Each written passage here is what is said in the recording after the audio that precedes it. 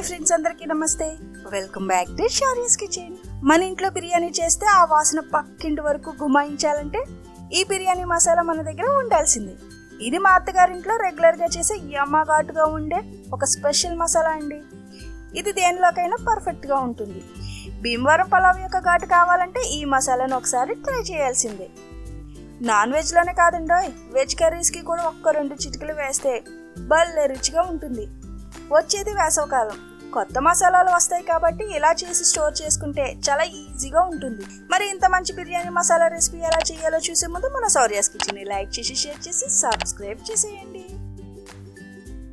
అందరికీ అందుబాటులో ఉంటుంది కాబట్టి ఈ చిన్న గ్లాస్ కొలతతో చూసేయండి. ముందుగా లవంగాలు 1 గ్లాసు, జాజి పువ్వు లేక జాపత్రి 1/2 గ్లాసు, అనాస పువ్వు 1/2 గ్లాసు, దాల్చిన చెక్క 1/2 గ్లాసు, సోంపు 1/2 గ్లాసు, రాతి పువ్వు 1/2 గ్లాసు, మరాఠీ మొగ్గలు 7 లేక 8, జీలకర్ర 1 గ్లాసు,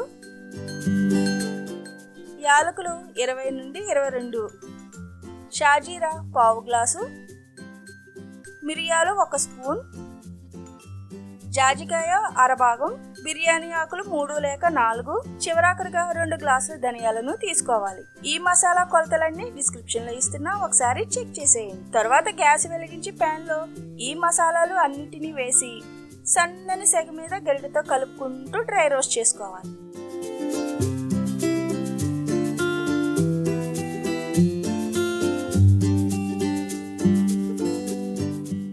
వచ్చేది వేసవకాలం కాబట్టి మసాలాలన్నీ ఎండలో బాగా ఎండబెట్టుకుంటే డ్రై రోస్ట్ చేసుకోవాల్సిన అవసరం కూడా లేదండి.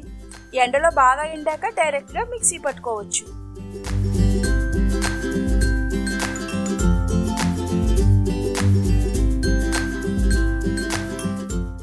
గ్యాస్ సిమ్లోనే ఉంచి 5 నిమిషాలు ఫ్రై చేసుకున్నాక ధనియాలు, బిర్యానీ ఆకు కూడా వేసి డ్రై రోస్ట్ చేసుకోవాలి.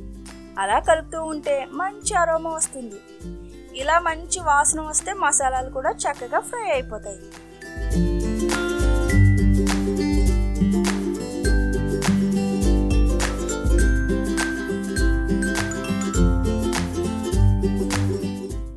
తర్వాత గ్యాస్ కట్టేసి గోరువెచ్చగా అయ్యే వరకు ఈ మసాలాలు చల్లారనివ్వాలి.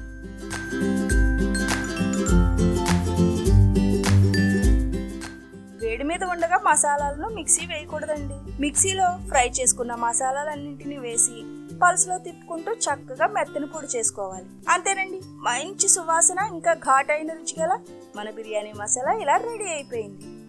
మీరు ఘాటు తక్కువ తినేవారైతే లవంగాలు 1/2 గ్లాసు వేసుకుంటే చాలండి, కరెక్ట్గా సరిపోతుంది. మెత్తగా పొడి చేసుకున్న మసాలాలను పొడిగా ఉన్న ఒక ఎయిర్ టైట్ సీసాలో వేసుకుని స్టోర్ చేసుకుంటే మీరు ఎప్పుడు చేసినా ఒకే రుచితో చేసుకోవచ్చండి. చూసారు కదా, మీరు కూడా ఈ మసాలా పొడి చేసి ఎలా వచ్చిందో నాకు కింద కామెంట్ చేసి చెప్పండి. ఇక ఉంటారండి, మరొక మంచి వీడియోతో మళ్ళీ కలుద్దాం. మరెన్నో మంచి వీడియోస్ కోసం మన షారియస్ కిచెన్ని లైక్ చేసి, షేర్ చేసి, సబ్స్క్రైబ్ చేసేయండి.